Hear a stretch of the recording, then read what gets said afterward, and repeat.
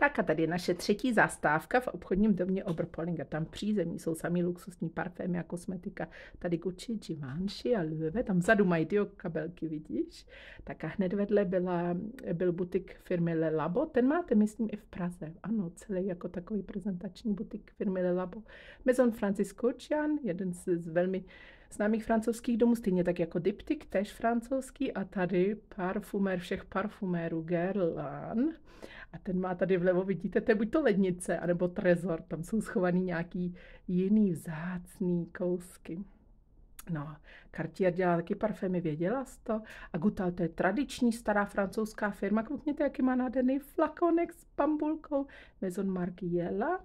A teď tady bude Schwarzlose Berlin, od nich máme voňavku číslo 6, požádaný a miluji na něm já i on.